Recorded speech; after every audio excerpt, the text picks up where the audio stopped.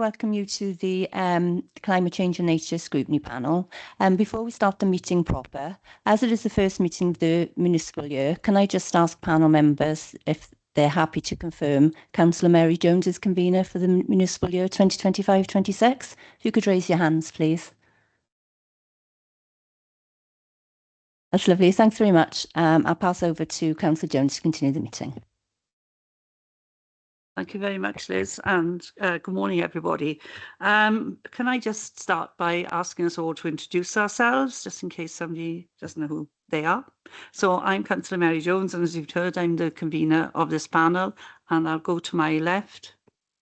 Good morning. My name is Councillor Michael Locke. I represent Sketty Ward. And then I'll go to the councillors online, and I think Chris is my first. Hi, Councillor Chris Evans, Mills Ward. Bridget.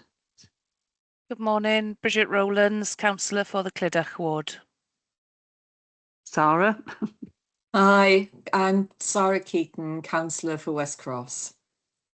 And then we'll come into the room, and Andrew.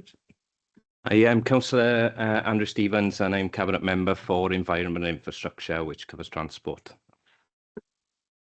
I'm Stuart Davis, Head of House and Transport for Swansea Council. Mark Wade, Director of Place, Swansea Council. Matt Bowyer, I'm Group Manager for Network Infrastructure, Swansea Council. Katie Watkins, Swansea Bay and West Wales Metro Coordinator. Thank you very much. Right, okay, so the next item on the agenda is apologies for absence. Have we had any, Liz? We haven't received any apologies, Chair. Okay, thank you. The next item is disclosures of personal and prejudicial interest. Anybody in the room, online? Okay, thank you. The next item is a standing item, prohibition of whip votes and declaration of party whips. Okay, thank you. So the next item is the minutes of the previous meeting, which is on page 1 to 3. Do you agree that they are an accurate record of the meeting? Those of you that were present? Yes. Okay, thank you very much. Can I just say my name is on there twice? I wonder if that could be deleted. I'm not that important, I can assure you. Nobody has noticed you are very important then, Bridget. I can't see you twice on here. Okay, Liz has found you. Thank you. Okay, so the next item is the letters. So I hope you've all had a chance to read them. Any comments? And thank you, Andrew, for your response, and Councillor Lewis. The next item is the role of the Climate Change and Nature Scrutiny Performance panel. I'm obviously not going to go through the whole report. Hopefully that the members have read it. It is the description of what we cover. Oh, sorry, I've missed out public questions, but I don't think we have any, do we? Which is the norm. Although I did ask Richard if he'd like to ask a question. So, sorry, we're on to the role of the Climate Change and Nature Scrutiny Performance Panel and what it is that we cover. So has anybody got any questions, any comments about it, that we need to look at it more in depth of something that we haven't got written down? You know, we've got a lot to do with nature, obviously, water, electric charging points, but asset management for decarbonisation, they're all on page 11. No? Okay, thank you. So we'll go through to the main item on the agenda, which is item 9, which is the regional transport plan. So who's going to take us through it? Andrew, thank you.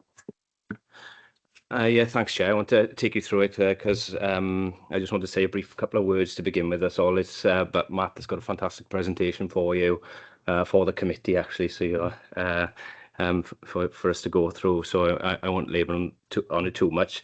But just the overview of the RTP is, you know, it's a regional strategy that sets out our priorities for future transport investment and helps guide the transformation in how we travel. For Swansea, it includes proposals like to improve key routes. It potentially includes proposals to improve key routes in and out of the city, expanding walking and cycling networks, strengthen links to major destinations in school, including schools, colleges, employment areas, and our world-class seafront along the bay. So just wanted to say, Chair, a more efficient, a reliable and affordable public transport system stands to bring huge benefits for the region and for Swansea. It can help reduce congestion, support people who don't drive or don't have the capacity to, improves air quality and helps cut carbon emissions. It also stands to boost local economy by improving access to work, education and services. And my understanding following the extensive consultation that was held previously around the RTP, the message was clear. People want better transport, better public transport, safer walking and cycling options, and more reliable connections for work, education and leisure. So I'm fortunate today to have a team of experts alongside me here in terms of our traffic team, Chair. But I'd like to put on thanks my record to them all, including Matt, Katie and the entire team, all the officers in our traffic team, because in order to get this over the line, there was some extremely tight deadlines that were put down on the region and the team in particular by Welsh Government, and they threw everything at it. So it's a pleasure to be portfolio holder with transport when you've got a team such as this aside of me, Chair. So I'll hand you over to Matt to go through the details. Okay, thank you, Councillor Stevens. Right, it's over to you, Matt. Thanks, Chair. I won't go through the whole RTP. I'm sure you've read the report and the thousands of pages of appendices that were linked on the bottom of it, but rather I decided I'll talk you through it in the context of the climate, of what the Scrutiny Committee is for. The CJC for South West Wales was mandated with producing a regional transport plan to replace the previous joint transport plan, which expired in 2020. The regional plan covers the period 2025 to 2030 and the local authority areas of Swansea, Neath Talbot, Carmarthenshire and Pembrokeshire. It says it replaces the existing joint transport plan, and the National Transport Delivery Plan, it explains how the National Transport Delivery Plan will be delivered within the region. That's the purpose. The transport network is at the heart of the region. It obviously takes us to work, education, leisure activities. It links the region with places further afield, and it's critical in terms of how people access services, get about. And the plan considers what we need to do in order to firstly reduce the need to travel, allow goods to move easily from door to door, and encourage people to make smarter travel choices. Obviously acknowledging specific needs of people and the region. Obviously, we need to recognise that across South West Wales and even in Swansea, there's very different need between people who live in urban areas and people who live in rural areas. So it looks at how we can best support those people to go about their lives, how we can support economic growth, and how we can support the move towards a zero-emission transport system.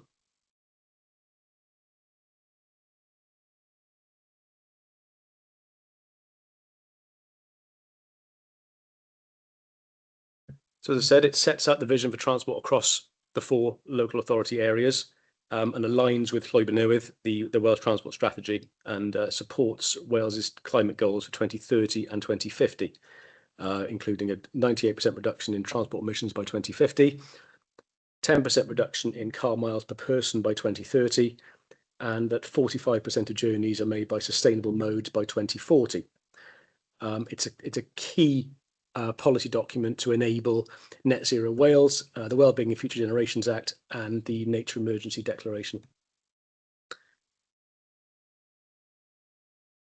So, to date, we have consulted twice on the document, once on the initial case for change, and then once on the main document itself. 1,700 responses across the region, so it was really well supported, the consultation.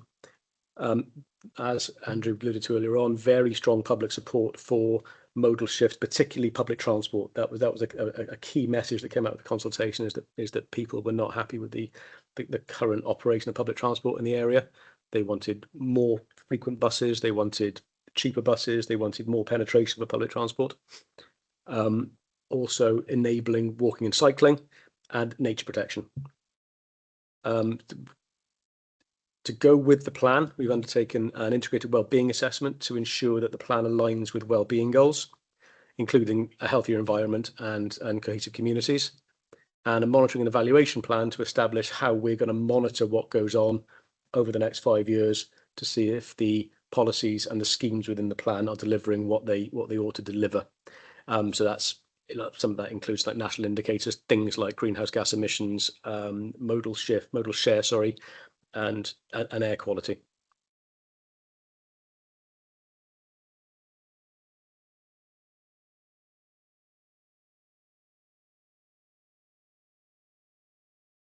To go with the regional transport plan, which is a policy document, is the regional transport delivery plan, which includes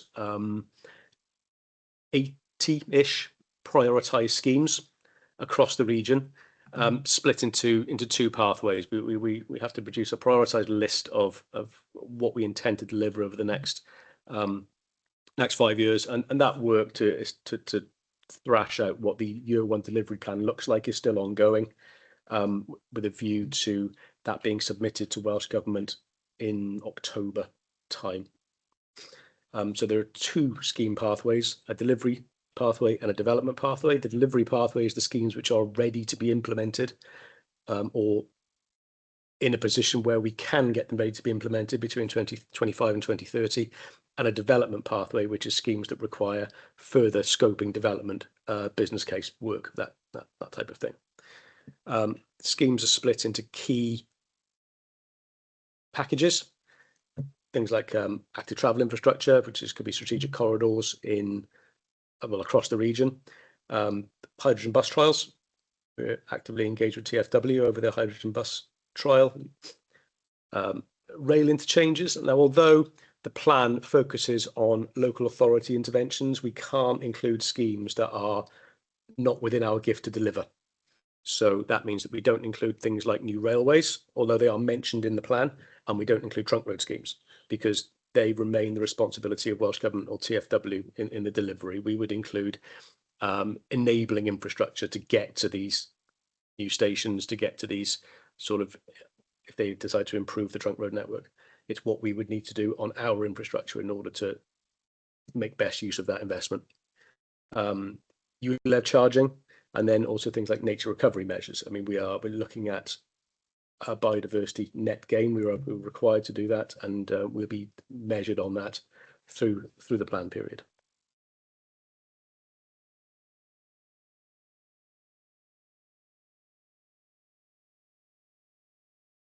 So in terms of climate and nature impact, first one is decarbonisation of the transport system. Modal shift targets set by Llwybr Newydd and the National Transport Delivery Plan and require that 45% of journeys are made by walking, cycling or public transport by 2040. Now that's a very ambitious target based on where we are now. We are required to increase the amount of EV and hydrogen infrastructure, or support the increase of EV and hydrogen infrastructure rather, because it's not it's not something that the council isn't. We do provide charges in our car parks, for example. However, we're not going to be building filling stations, but we provide the infrastructure to enable people to do that, and we will support them in delivering that. And then nature recovery, so the integration of air quality management areas, SSI, that kind of thing, into scheme planning, into transport planning. A commitment to providing things like green corridors, habitat connectivity, and low impact design on the natural environment.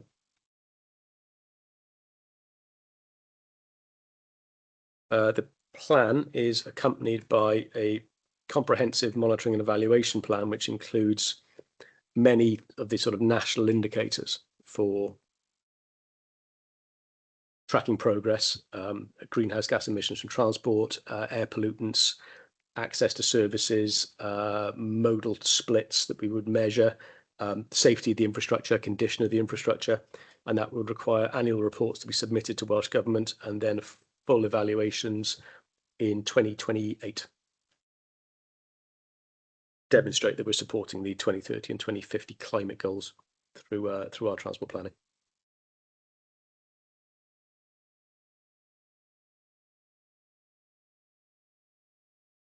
If we consider the plan itself, what it looks like, it's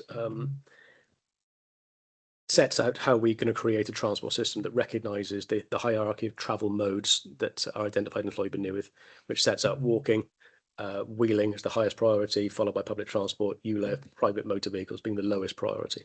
Although it does accept the fact that in certain circumstances people don't have an option, to be honest with you. I mean, currently certain people who live in certain areas will always rely on private car, and we have to be, we have to acknowledge that.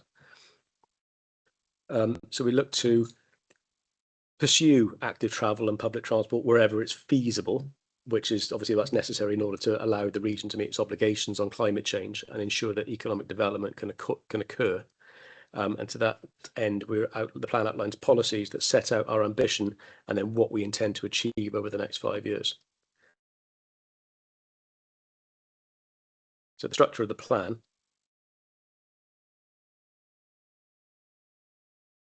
sets out starting at the Welsh Transport Strategy and the 3 main aims from the Welsh Transport Strategy,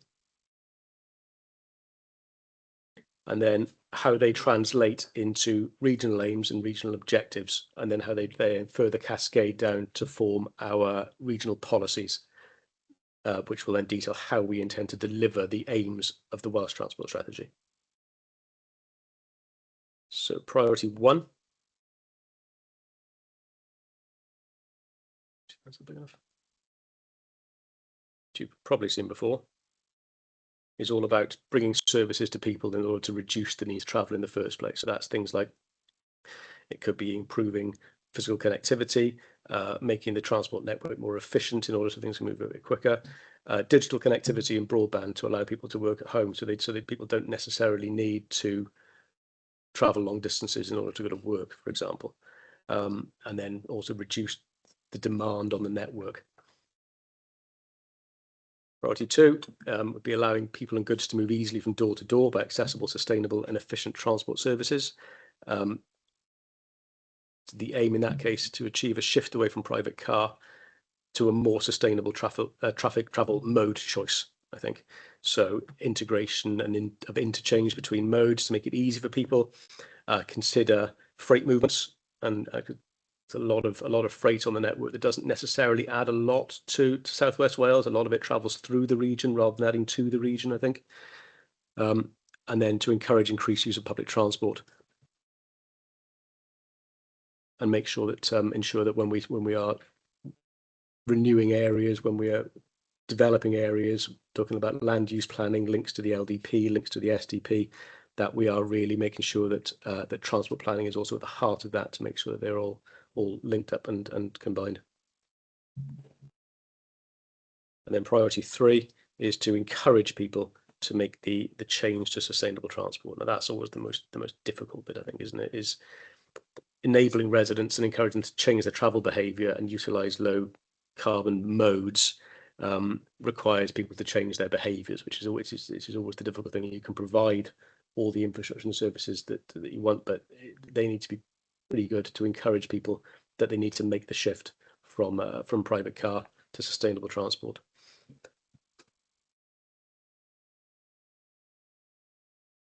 So once we finalise the delivery plan of schemes, as I said, it's still in development, of refinement, I think I'd rather call it. The delivery plan has been submitted to Welsh Government along with the plan, but our year 1 to year 5 programmes are still being refined at the moment. So this is like an initial list of transport schemes and projects that considered to address the priorities of the plan. So it consolidates into one overall delivery plan. The schemes chosen have been chosen because they've got the potential to achieve the regional and national transport objectives, and they include region-wide interventions as well as specific projects within each of the 4 local authority areas. So improvements to things like making it easier to walk and wheel for local journeys, improvements to bus services and community transport, although bus services themselves, I guess, again, are outside of the local authority's gift, and ensuring that the plan allows us to react to the current emerging bus franchise proposals coming out of Welsh Government and TfW, because obviously South West Wales is looking to be the first region to be franchised. So we may need to make sure that we are aligned with those proposals, which are out for consultation at the moment on the proposed base bus network. Road safety schemes. We need to make sure that the transport is safe for people to use. We need to make sure that people feel don't feel at risk in terms of, I don't know, footways that are too narrow, for example, putting people too close to vehicles, making people feel comfortable in making their transport choices, and then making sure that the infrastructure is resilient to climate change.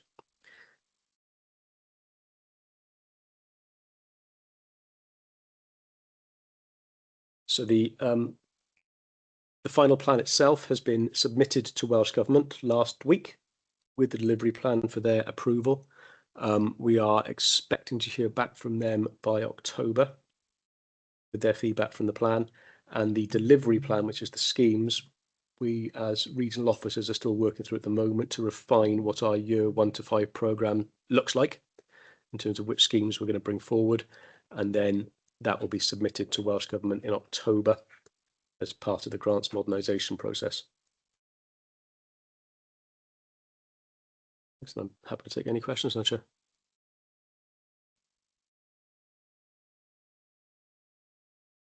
Thank you very much. Right.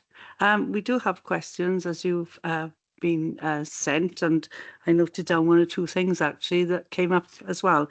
Has anyone else got anything to add before we go to the questions? Stuart. Yeah, just really in terms of the delivery plan itself, it's as Matt said, we've certainly submitted that.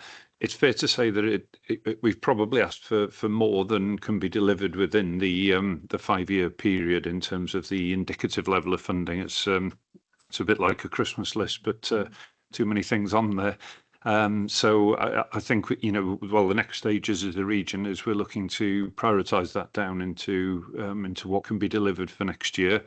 And so there's interventions across the region and that they're meaningful. But it is fair to say that we've, you know, it's a statement of our ambition. I think the extent of the list. So there will be some refinement down. So I think in terms of managing expectation, it'd be lovely to think that we'd be able to deliver everything. But I think it is quite a big ask, and the indicative funding at the moment won't enable us to deliver everything. So thank you. Thanks. Strange enough, that's what I wrote down, funding, which wasn't on there.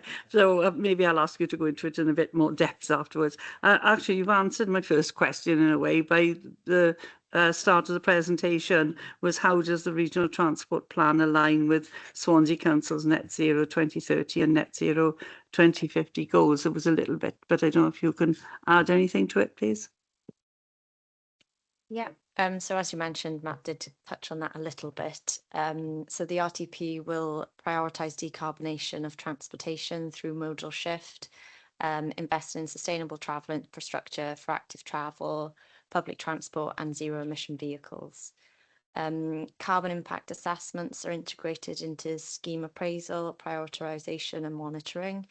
And then policy 8 of the RTP focuses on decarbonisation, environmental impacts and aiming to reduce greenhouse gas emissions from transport across the region. So that sort of stuff supports Swansea Council's net zero target for 2030 and its own operations and the net zero 2050 ambition for the wider area. I think there's in the monitoring and evaluation plan, there's a few objectives in there set out from the Wales Transport Strategy. So a 10% reduction in car miles per person by 2030, It's one of the objectives, and 45% of journeys by sustainable modes by 2040. So the monitoring and evaluation plan will look to measure the percentage of vehicles, ultra low emission vehicles or zero emission vehicles, and then also greenhouse gas emissions from the transport sector. Thank you. The trouble is that a lot of this is outside the remit of the local authority. You've got to work with everybody else to do it. We've just talked about the bus service. It's not even in our control, and neither we did mention rail, but obviously that's more. It was, you said, getting people to the railway station was the best that we could do. So we're going to have to work with an awful lot of people. When we look around the city, there's an awful lot of taxis at the moment. A lot of them are electric vehicles, but an awful lot of them are still, especially the black ones, are very old vehicles. So how are we going to work with people? Because they're an expensive mode of transport. You know, they can't just change their taxi, you know, to become, you know, more carbon neutral, because they are a lot of money. We're not talking a couple of thousand, we're talking about thousands. So is there anything anywhere that's going to be helpful for, say, the general public then to change?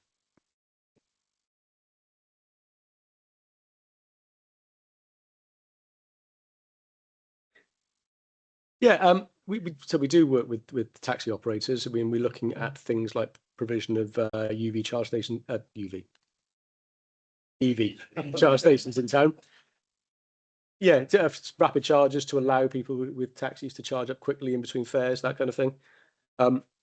Yeah, I mean, a taxi, I mean, although some of the taxis are old, somebody getting a taxi from A to B is somebody else who's not driving around looking for a parking space. So although it is a car, it still can be more environmentally friendly than a private car. I think as well.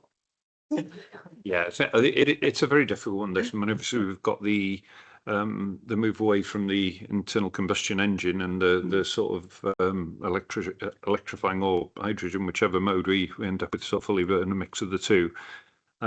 It is something that we can work with licensing. The difficulty is the more cost or requirements we put on through taxi licensing to sort of, for example, we could stipulate, I think some cities have done it where they stipulate that, you know, it's electric vehicles and that's it. But the difficulty is that cost then gets passed on to the, you know, to the consumers and things, and it becomes very difficult for them to be, to provide those services. So it's achieving the balance, making sure, you know, as Matt was talking about, that we've got the infrastructure in place across the city to make it easier.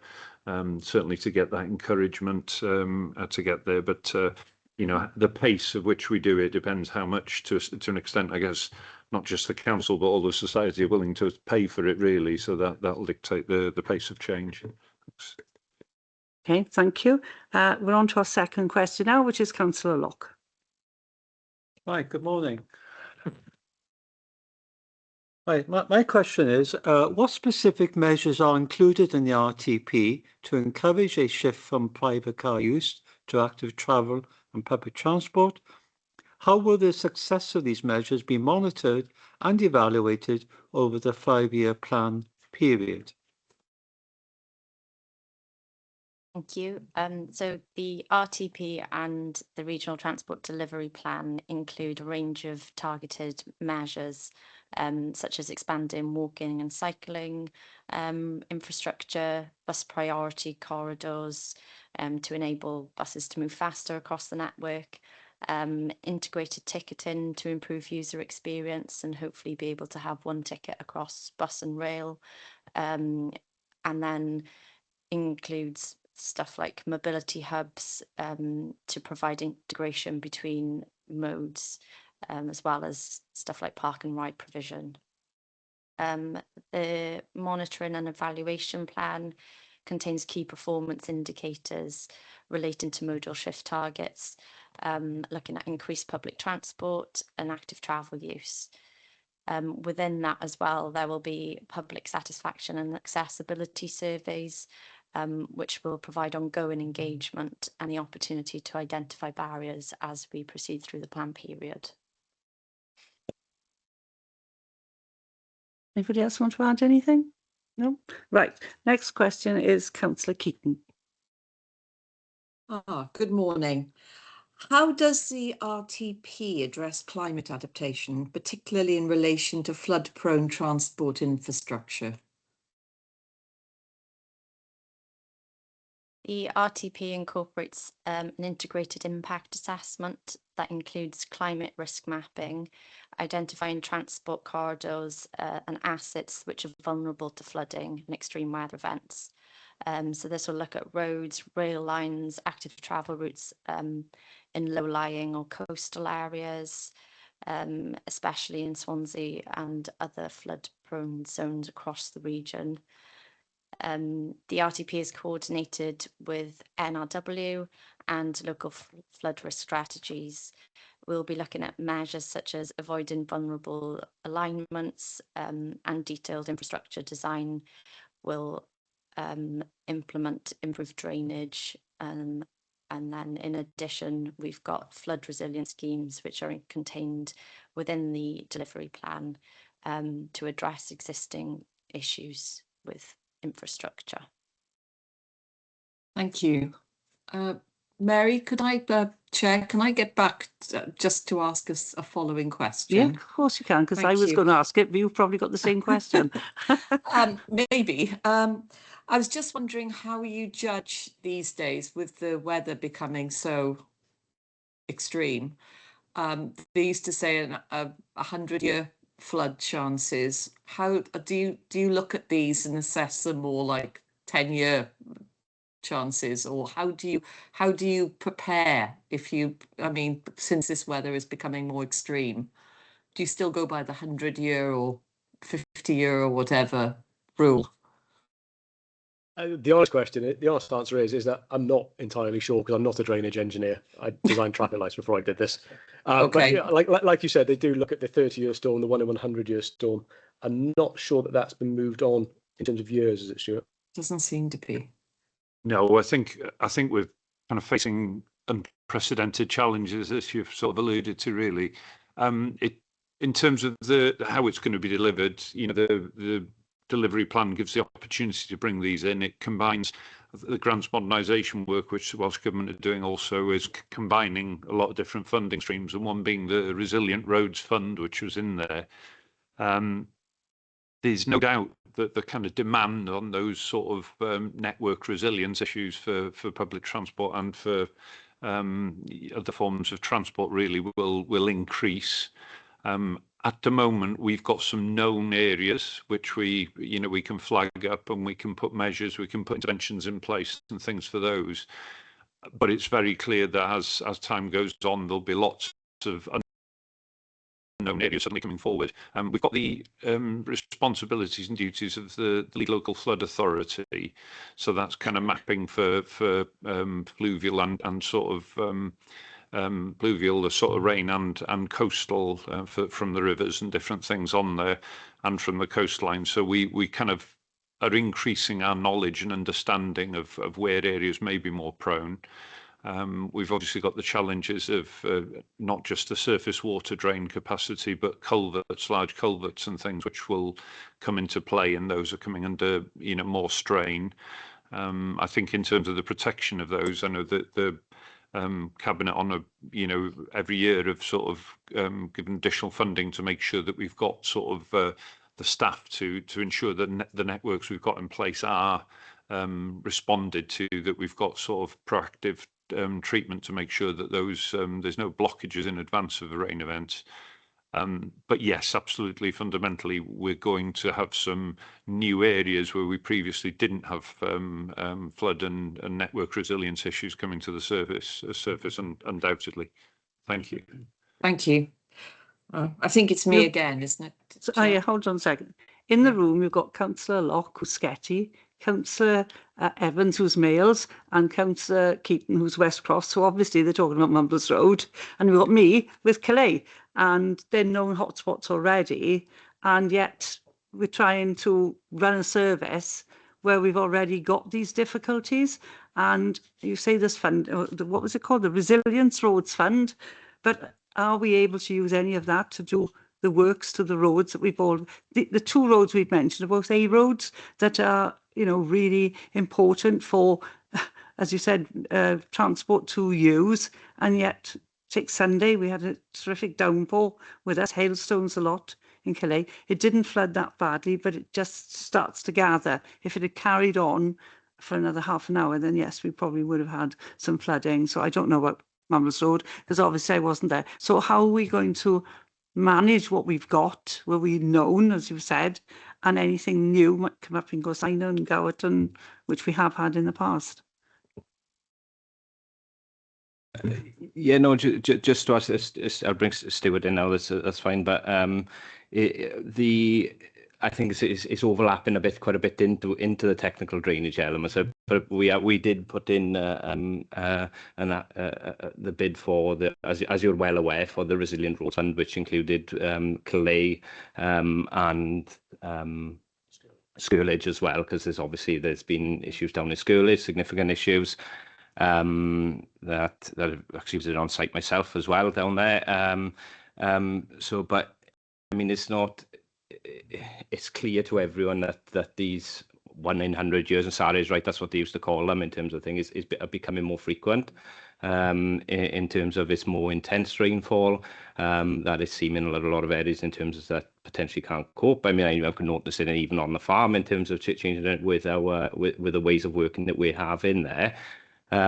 So it's certainly something that needs to be taken into account where feasible, in terms of our infrastructure going forward. And I just wanted to highlight it was previously on Sarah's point in terms of, although it's not specifically an RTP scheme, it is a traffic scheme in terms of what's been done around St Helens Road and the sustainable urban drainage scheme that's been done there in collaboration with NRW, our traffic team, highways maintenance teams, and our nature and biodiversity team. I think if you get a chance, Chair, it'd be worth popping down to have a look in terms of that. So it's a great yes, outside St Helens Primary. So yeah.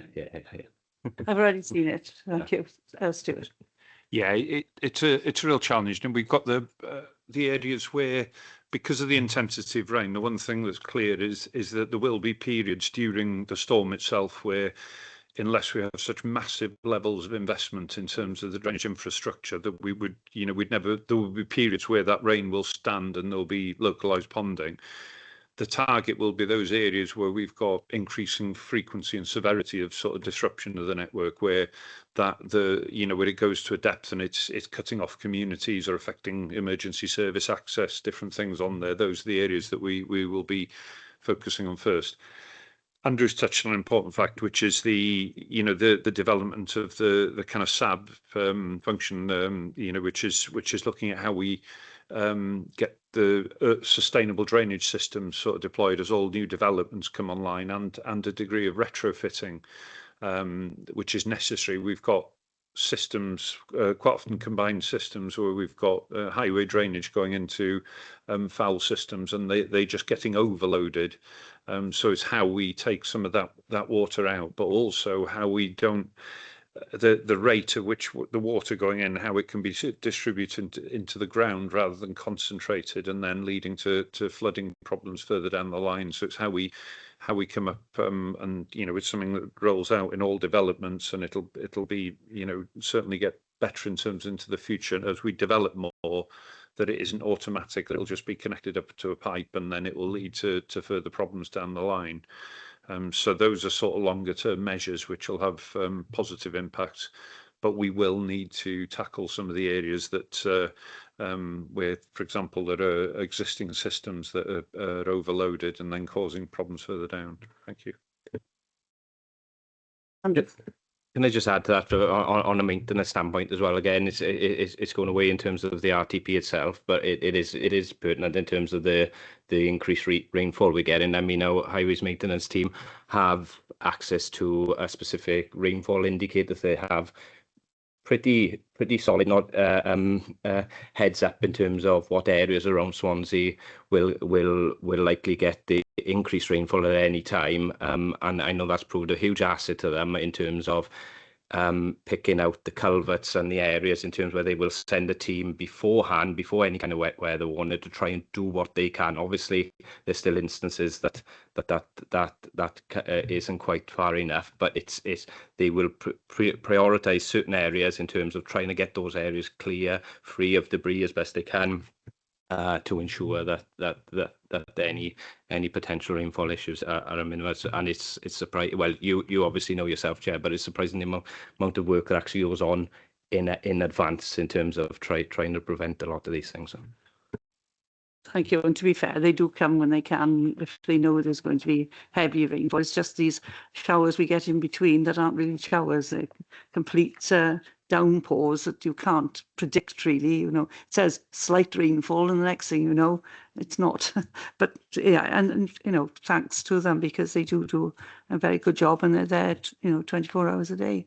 Right, we'll go on to the next question, because we're digressing, to Sarah. Yes, Chair. I think you've answered a lot of this, but I'll go through with it. Are nature-based solutions, e.g. green verges, permeable surfaces, SUDs really, being considered in transport infrastructure design? Yes. That's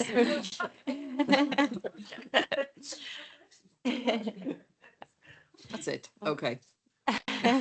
Yeah, so we do try and include green verges, tree planting, permeable surfaces, and sustainable drainage systems, and that comes in more at the detailed design stage of most schemes. So those are included at that point then.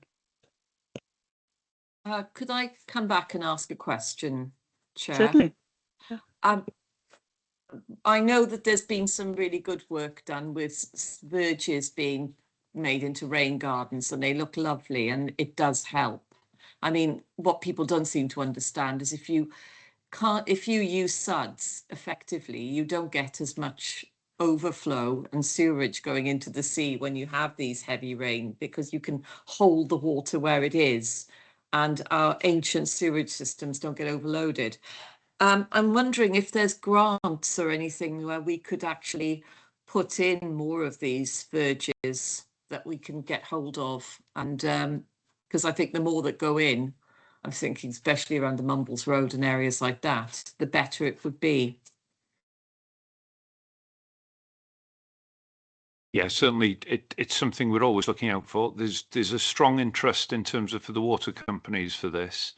The difficulty is the kind of retrofit measures are very expensive, but very necessary. There's been quite a significant scheme in terms of Llanelli, I think it was. There was a kind of an area there. I think Welsh Water have got certain target areas that they know that surcharging happens, not just in terms of leading to more sewage into the seas, but you get manhole surcharging in sort of further down the line in terms of in residential areas and causing other issues. So it is something I feel probably it's an area that needs a lot more investment, because it would be one way of the sewerage systems themselves can't cope with the huge overcapacity from the floodwater that comes along. So I think this is probably an area that does need more investment, but hopefully with the the level of interest certainly that's in terms of pollution incidents in the seas and rivers, that it may get a lot more focus. But certainly if there's any opportunities, we'll be looking to them and looking to make the most of them, because it is a significant issue for all areas. Thank you. Okay, thank you. Councillor Locke. Right.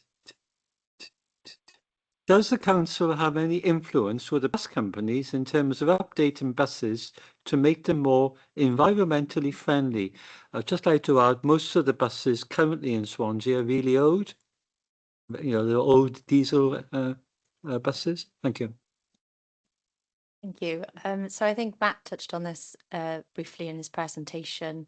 So whilst the council doesn't have control or operate the buses in Swansea, it does work with Transport for Wales and the operators to support electric and hydrogen bus trials increase charging infrastructure, influence fleet upgrades through bus advisory group and franchising reforms, and then we do look to prioritise low emission vehicles within the regional transport plan itself as well.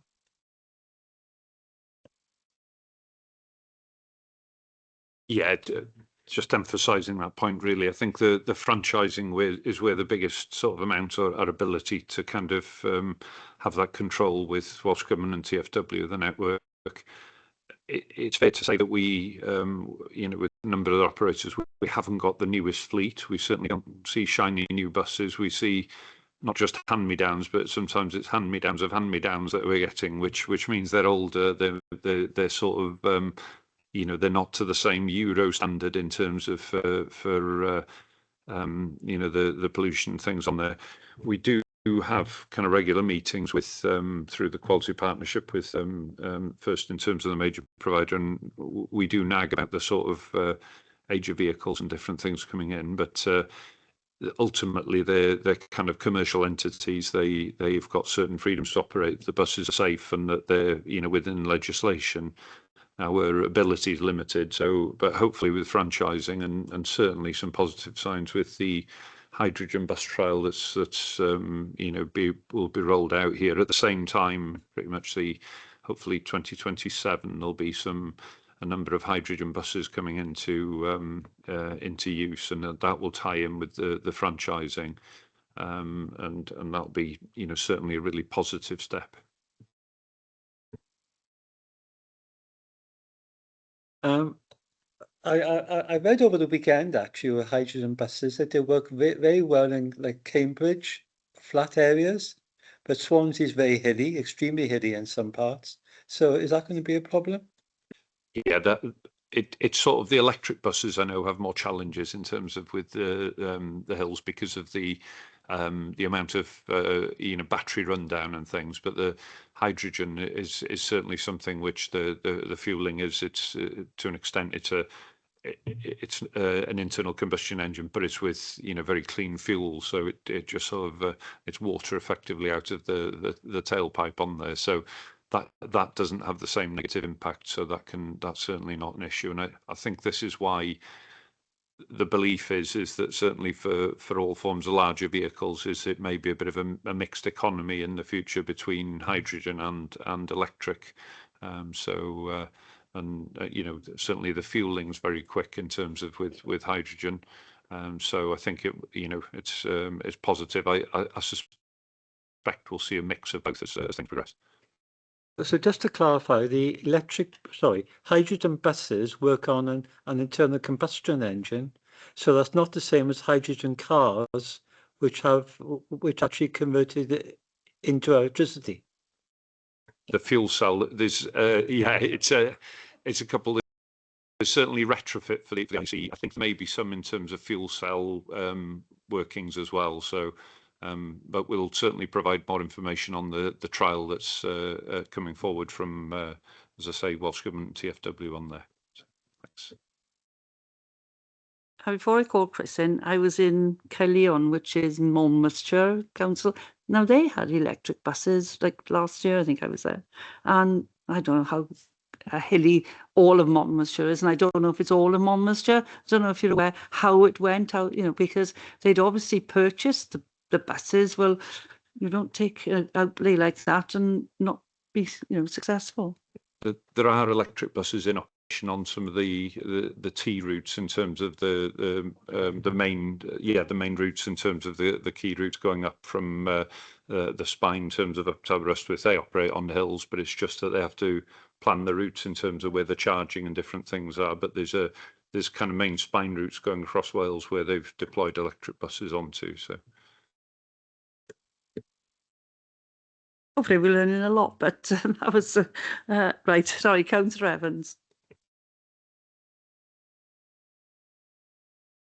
Hi, yeah.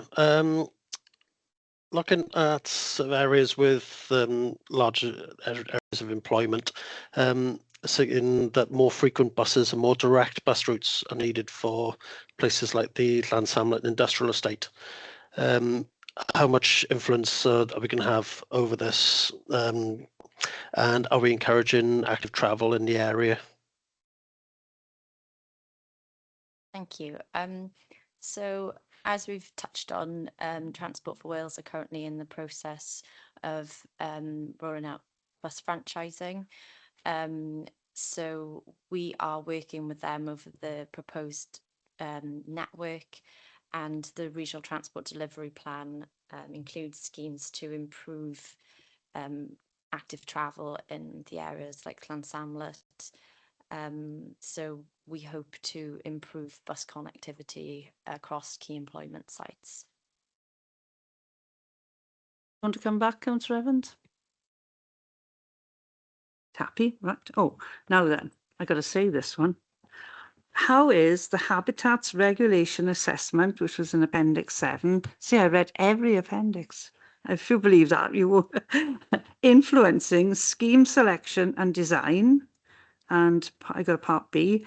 Does the RTP include provisions for maintaining or enhancing wildlife corridors, particularly where new roads or infrastructure may fragment habitats? What we meant is tunnels, you know, under the roads for toads, whatever, you know, that kind of thing.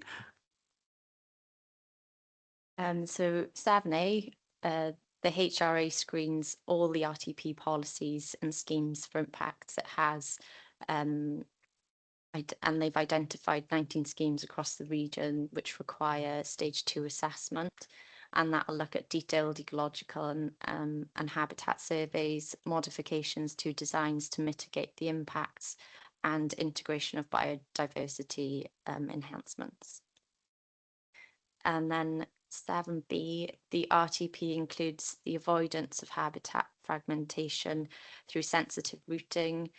So we'd look to avoid running through green areas or habitats where possible, and use green infrastructure where needed to integrate with local nature recovery action plans and the principles of biodiversity net gain. What exactly do you mean by green infrastructure? And, you know, I mean, we've got roads very close to triple SIs and other areas of interest. So it's, and I'm not having a go at you, please. This is what's written down. It's easy to say it. How easy is it to do it? So in terms of green infrastructure, we would be looking to increase tree planting, things like that. It could also be including green roofs on bus stops and things like that. Yeah, I don't know if you want to fill in as well on that. Yeah, it's part of the sort of detailed design process, which we're obliged to improve biodiversity in all the schemes that we implement, and it is front and centre now. I mean, much more so than when I was a young engineer. In terms of what the guys design. Yeah, can I just add to that? Yeah, it's I mean, and we need to be looking in terms of what kind of biodiversity net gain we can do against in not just in terms of transport, but I mean just take the sea defences now in terms of what was done there and the vast improvements that was made to the public realm, the vast improvements to biodiversity with all the tree planting. You know, technically we didn't have to do that, but it's the right thing in order for us to do. And you know, I certainly there's going to be times where I think where transport is going to potentially interact in terms with more sensitive areas, and we need to come to some discussion and decision on a way forward that benefits everyone, because we need a sort of transport system. We need to improve our public transport. We need to also improve biodiversity, nature, and the various schemes in terms of tree planting in for everyone's benefit, really. I mean, just take some of our, and Matt will correct me if I'm wrong here, in terms of some of our core allocation that was put into Klein in terms of the work was done there. Quite rightly, there were some concerns raised at the time in terms of what would be done. Would there be any potential for tree loss or cutting the roots and what have you?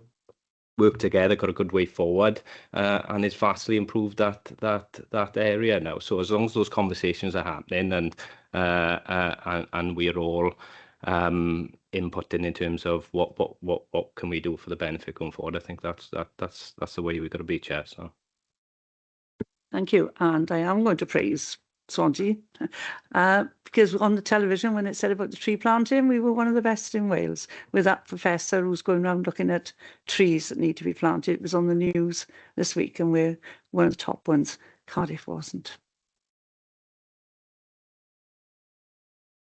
So the next question comes from Councillor Evans again. Yeah, I think it's covered quite a lot in the presentation. But how will the environmental impacts of the RTP be monitored over time? And what mechanisms are in place to adjust plans if negative impacts on nature are identified? Environmental monitoring is embedded in the monitoring and evaluation plan of the RTP. Indicators include S23, which is air pollutants, S19, which is road casualties, and also biodiversity metrics. In terms of reporting, annual reports to Welsh Government will be made via the CJC. And a full evaluation after 3 years is required to assess unintended impacts and adjust plans then accordingly. Do you want to come back, Councillor Evans? No, all good, thanks. Okay, thank you. Oh, it's me again. Again, I think we've addressed some of it. How is the RTP being coordinated with the local development plan? Obviously, that's being updated at the moment, and the local nature recovery action plan to ensure joined up thinking. The regional transport plan is aligned with the local development plan and the emerging SDP, as well as the LNRAP and the Wellbeing of Future Generations Act. Within the RTP, policy 5.1 and 5.2 ensure that land use and transport planning are integrated. So the HRA screening report in Appendix 7 plays a critical role in shaping the RTP by screening policies and themes to assess the adverse effects on protected habitats and species. So the RTP includes provisions to maintain and enhance wildlife corridors, especially when new infrastructure could fragment habitats. Okay, thank you. We're back to Councillor Evans. Yes, it's another one that's already been partially covered earlier. But given the uncertainty around Welsh Government funding, how will the Council prioritise schemes that deliver the greatest climate and biodiversity benefits? The RTP uses a prioritisation framework, which is set out in Appendix 4 of the plan. And then that's based on climate and biodiversity impact, deliverability and co-benefits, such as health and equality.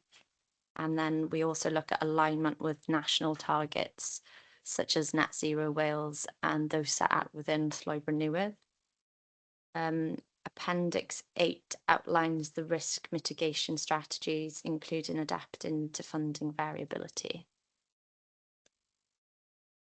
You want to come back, Councillor Evans? No, okay. Right, the last one, because Councillor Pritchard isn't here, these are the ones that we've submitted to you, obviously. I ask it, what feedback was received during the public consultation regarding climate and nature concerns, and how has this shaped the final RTP? Thank you. So I think Matt touched on in his presentation, I think we had close to 2,000 consultation responses. So some of the findings of that indicated that 81% prioritised public transport improvements. There was strong support for rural access, active travel and biodiversity protection. There were some concerns about the over-reliance of car use and lack of integration between modes. So taking those into account, we revised the RTP to strengthen active travel and community transport policies and include clearer monitoring and delivery plans, and emphasise biodiversity and climate resilience in the scheme selection. Thank you very much. So has anybody else got any questions? Councillor Lewis, you've been very quiet sitting there. Would you like to ask or make any comments? Sorry, Chair, are you referencing myself? I was indeed. I was just listening intently, and I'm just on the periphery of this. Of course, Councillor Stevens is the main cabinet lead for the transport plan. I was only just on the periphery, just in case there was anything to do with EV charging, which sits within my portfolio, but nothing came up, Chair. So I'm quite content. You know, the officers and the cabinet member have done a stellar job taking us through it today. Before we go about electric charging points, the two in Calais are working. Well, put it like this, they're live. People are now just putting their plug in, but not charging, so that they can park. Oh, it's wonderful. And they stay there for 5 hours, no less. So it was really good. Sorry, Councillor Evans, you had another question. Sorry, Chair, do you want me to come in on that point? You can do if you want. It is, you know, the abuse of the EV charging spaces is something that we are aware of. I don't think people realise that not only do they have to be charging their vehicle, but they also have to pay for that parking space as well. So the teams for enforcement are aware that this has been abused, and I'm sure that they'll get out and start fining people, which will start inevitably changing people's behaviours. Yeah, it's only an hour parking in Calais, but they don't actually pay for the parking, but they would have a fine if they were caught over 5 hours. Was it Councillor Rowland? Sorry, Councillor Rowlands. Sorry, Councillor Evans and Councillor Rowlands. I'll get it right in a minute. Chris is No worries. before me. Yeah, I had just two extra ones. So after franchising, are we going to have shuttle buses from the main metro train stations to the large employers? So I'm thinking if there's a metro station in Velindre, that we'd have shuttle buses going to the DVLA or the hospital at the start and end of shifts. Is that something that's been looked at? Well, everything's been looked at, Councillor, in terms of improving access for people. How you'd operate a shuttle bus, sort of demand responsive transport, how that would work, I'm not sure. I would say the base network is out for consultation at the minute with TfW, so I'd encourage everyone to have a look at that and to give your views on what their proposed base bus network looks like, and the areas that it covers, certainly. But yeah, so the rail proposals coming out of TfW, we would ensure when they come forward they are aligned with the public transport availability in the area, because connectivity is absolutely key. Excellent. Thanks very much. The only other one was to mention the need for safe, secure and dry cycle storage at all train and bus stations as a good way of encouraging people onto active travel and to marry active travel with public transport. Yeah, I think we've got schemes on the go at the moment, haven't we, looking at that, I think. Yeah, and so Transport for Wales are looking at the station offers at the moment, the ones bits of land that they're in control of. Thank you. Sorry, Councillor Rowlands. Oh, thank you, Chair. Just to say that, you know, I think we all welcome the active travel routes, and it's really great in my ward to see how well used they are. We mentioned funding earlier and how we all know how difficult it is to get, but the maintenance of these active travel routes, what are we doing to make sure that the maintenance of them to make them user friendly? Because I know the Route 43 is quite overgrown in some places and almost unusable in one place in Llydaw, which is a shame. But do we factor to that in and the funding into that then? And also when I don't know why sometimes they're not maintained as well as they are. Sometimes we're told it's for biodiversity. Is there a way of communicating this to the public as to why we leave certain things grow in a certain way?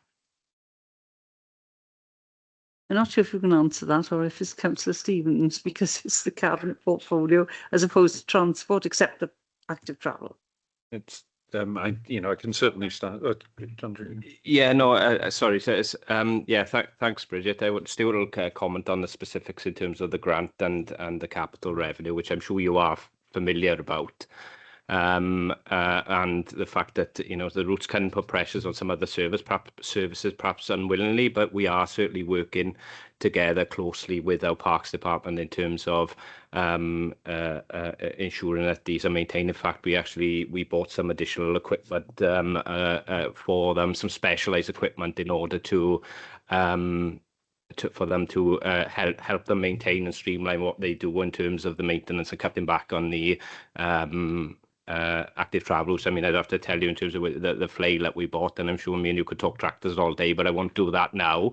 But my colleague, Councillor Anderson, isn't here either, but I'm certainly working very closely with him in terms of we have a regular active travel group that meets in terms of our highways, but we also extended that out to other areas like parks, for example, because we need to all get round the table in order to crack this one, really, because we don't want to not put in active travel routes because of the barrier that they could potentially have. But then we've got to be mindful of what we do in terms of the pressures that can have on other directorates or other services, so.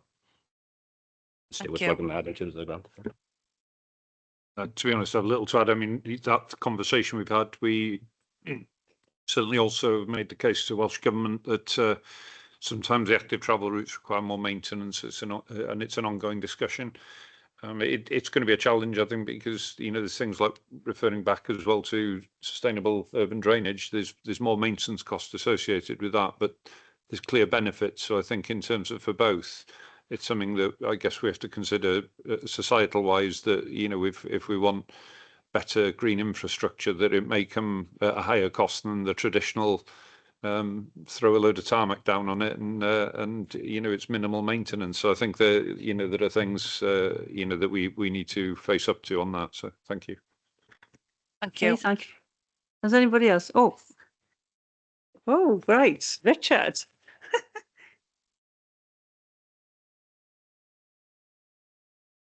Sorry, our local reporter would like to ask a question. I did say he could. So can you?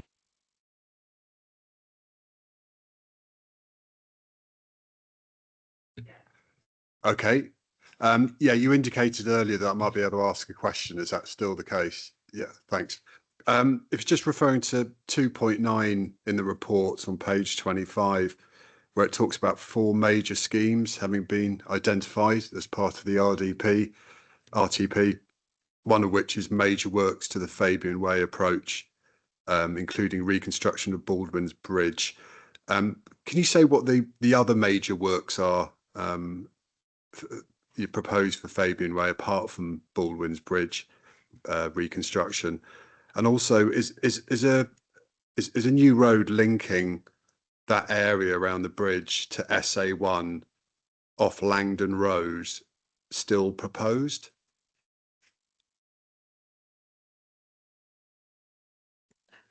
Certainly, in terms of the 4 initial indicated major schemes, there's the Newgale scheme, which is in there in terms of in Pembrokeshire. There's the Cummer Bridge scheme, I think it's called up in Neathport Talbot area, and then it's the Nantucket House. It's an access route over linking to development off the trunk road over in Carmarthenshire.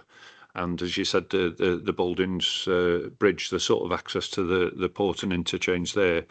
So they're kind of, I guess, 4 different types of schemes. So they're the ones in there at the moment. In terms of the other scheme mentioned, sorry, I don't know, Matt's aware of that one. It was what else you were proposing? We were proposing on Fabian Way, wasn't it? I think was the question. Yeah, it mentions here major works to the Fabian Way approach to Swansea from the east, including reconstruction of Baldwin's Bridge. So that bit's clear. What are the other major works to Fabian Way apart from the reconstruction of Baldwin's Bridge? I think still to be determined.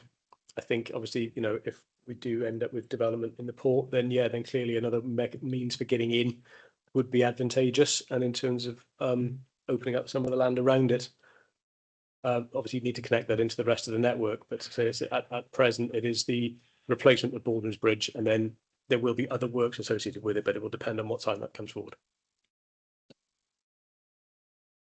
Okay, you'll only ring me up afterwards, so you may as well have the answer from the tech, because I wouldn't be able to answer. I'd have to ask you anyway. Okay, thank you. So has anybody else got any questions? Oh, Chris, Councillor Evans. Yeah, it was just to go back to Bridget's previous one. When it comes to maintenance of active travel routes, it's just to ask if there's any chance of gritting the major ones in the winter, because otherwise it just becomes a part-time route that's only open for 3 seasons. Stuart. That is one that we have been raising, certainly with Oscar. It's a real challenge. It's a real challenge for the off highway sort of cycle routes. There are also other challenges because, for example, the kind of the pre-treatment that we use for the highways is grit, which relies on almost vehicle traction to break it up, and you know, as the vehicles move over it kind of spreads it and gets it more effective.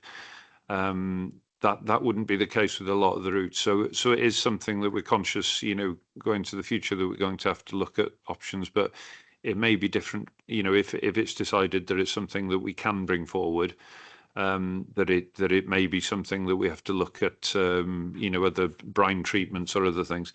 The difficulty, I guess, the balance as well is another balance, because the ecological impact of actually some of the pre-treatments as well when they're ongoing, because you're putting salt down the network. We also, at the moment, we don't treat all routes in advance of ice, so it's done on kind of the priority network that's treated. So we don't treat everywhere. So at the moment, although it's important certainly for those users, we don't access in terms of a lot of the other kind of minor estate roads and things and treat everywhere in advance of it. But it is certainly something which is on the radar, and I'm you know, I'm acutely aware that it's it's something that those users do rely on. So I think it's something we need to consider as we look ahead with it. Okay. Anybody else got any questions? Okay, well, thank you all very much. Thank you, Katie. You seem to be in the hot seat most of the time. The rest of them are quite used to us. So thank you all, and thank you to our Cabinet members, both you, Councillor Stevens and Councillor Lewis, for coming along and having a very interesting morning, I think. And I'm sure there's going to be big headlines in our local newspaper shortly. So there we are. And hopefully they will be positive ones. Okay, thank you very much. So the committee will go on to the last item on the agenda, which is the draft work plan, which is obviously right at the very back. The next meeting, which is in the 16th of September, is the update on weed spraying and wildflowers. So are you all happy with that? Yes? Okay, well, thank you all very much for attending, and I'll see you in other meetings. Thank you. Thank you, bye.